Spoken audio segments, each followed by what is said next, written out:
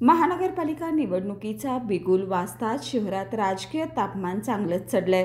आरक्षण सोडत जाहीर होताच सर्व पक्षांमध्ये उमेदवारांची चढाओढ सुरू झाली असून आता आम आदमी पार्टीनेही आपला राजकीय दम दाखवत प्रत्येक प्रभागात इच्छुक उमेदवारांची भक्कम फळी उभी केली आहे. राजकीय समीकरणे वेगाने बदलत असताना आपने दाखवलेली ही तयारी इतर पक्षांसाठी धोक्याची घंटा मानली जाते.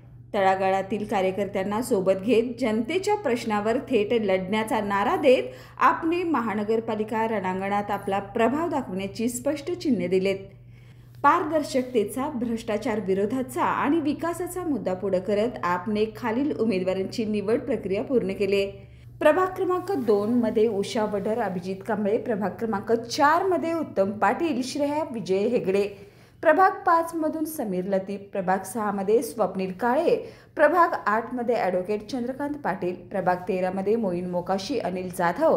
प्रभाग 17 मध्ये प्रसाद सुदार. प्रभाग 18 मध्ये सूरज सुर्वे, डॉक्टर कुमाची पाटील.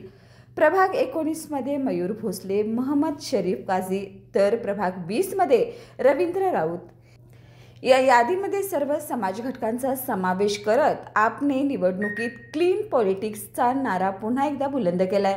पारंपरिक राजकारणाला पर्याय देण्याच्या भूमिकेतून आपचे हे उमेदवार आगामी निवडणुकीत कोणतं चित्र उभं करतात याकडे सर्वांचं लक्ष लागलंय.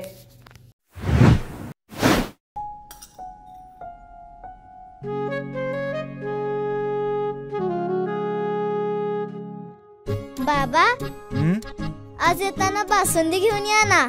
अगं, कालच आपण आईचा वाढदिवस होता म्हणून आणली होती ना.